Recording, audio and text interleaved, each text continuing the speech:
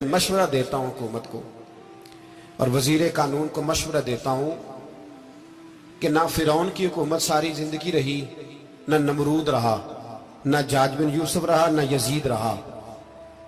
और यार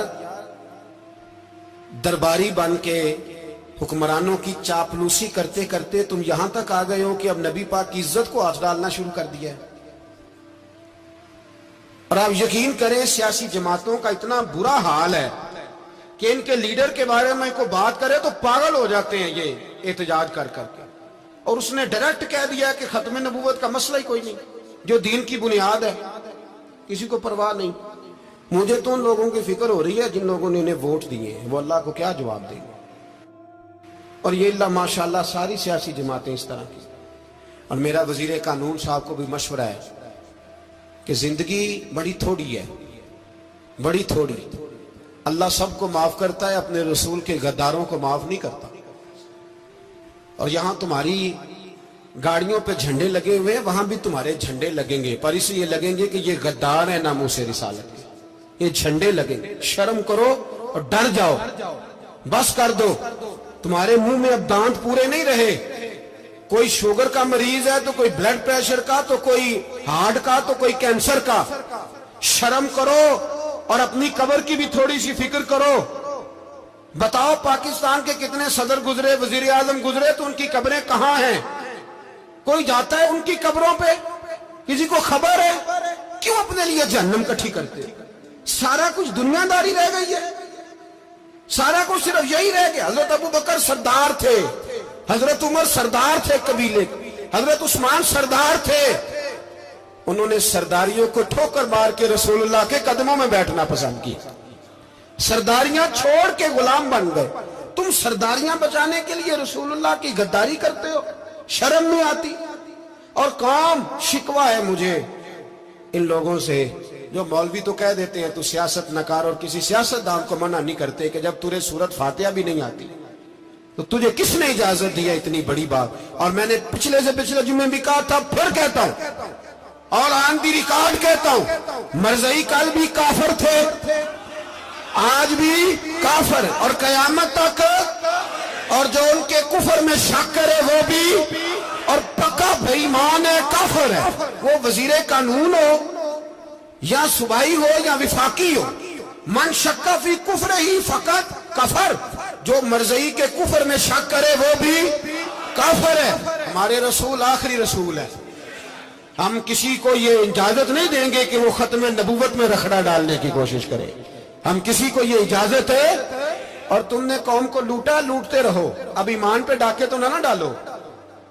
तुम्हें दौलत लूट के पेट नहीं भरा, अब ईमान लूटना शुरू कर लिया। तुम्हारा फैक्ट्रियां लूटकर, कौमी खजाना लूटकर पेट नहीं भरा। बेईमानो, अब दीन बेचकर अपनी हुकूमतें पक्की करोगे। और वो लोग भी तैयार हो जाएं जो इन बेईमानों को मुंतखब करते हैं, उनसे भी सवाल करेगा खत्म नबूवत का मौजू क़यामत के दिन कि तुम बताओ।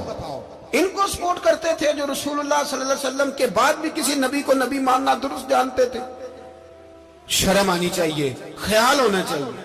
और मैंने कहा कि हमारा दिल नहीं चाहता, आप यकीन करें, तो हमें शौक है जुलूस निकालने का, तुम्हारे खिलाफ बातें करने का।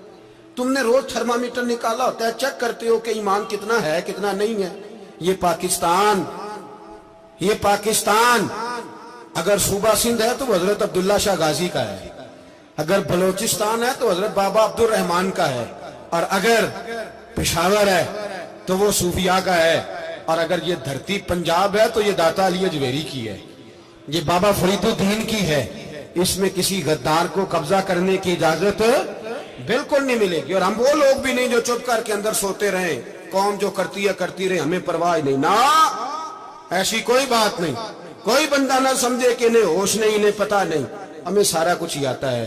फिर अगर कल को कोई मुमताज कादरी पैदा हो गया तो शिकवा ना करना।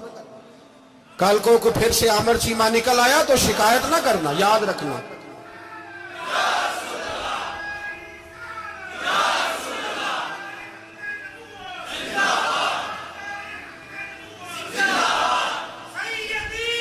तो मेरे भाई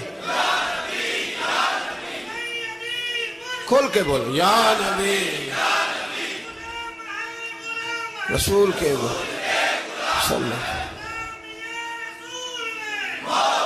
تو یہ مشورہ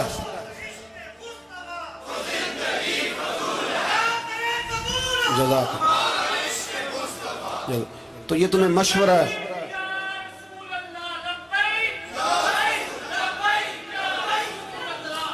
میری بات سنیں، یاد رکھیں، یہ لوگ بعد میں پچھتاتے ہیں، پھر مناظرے کراتے پھرتے ہیں اس نے صحیح کیا کہ غلط کیا، پھر انہیں ہوش آتی ہے بعد میں، پھر ان کے ہواری نکل کے میدانوں میں دلیلیں دیتے ہیں. اس لیے ہمارا مشورہ ہے انہیں کہ یہ اپنی حد میں رہیں، اور جو کام تمہارے ذمہ، میں نے کہا نا تم نے بڑا لوٹا، یہ قوم روز تمہیں موقع دیتی ہے لوٹنے کا، موقع دیتی ہے، تو تم نے دولت لوٹ کے پیٹ نہیں بھرے، اب ایمان لوٹنے کے چکر میں آ گئے ہو. یاد رکھو، مسلمان گناہگار ہیں، غدار نہیں ہیں. تمہیں دولت لوٹنے کا تو شاید موقع مل گیا ہے، پر ایمان لوٹنے کا موقع نہیں ملے گا. تو اس لیے اس کو لگام دو. اور ویسے بھی کتا جو پالتو ہوتا ہے نا، اس کو گھر کے اندر سنگلی سے باندھ کے رکھنا چاہیے. یہ تمہارے بوٹ چاٹتے ہیں، بھونکتے ہیں، تمہارے حق میں وزارتیں لیتے ہیں. ہم نے تو کوئی وزارت نہیں لی تم سے، اور نہ ہمیں شوق ہے. اس لیے کہ ممبری کیا کرنی ہے جس کو ممبر رسول عطا کر دیا جائے؟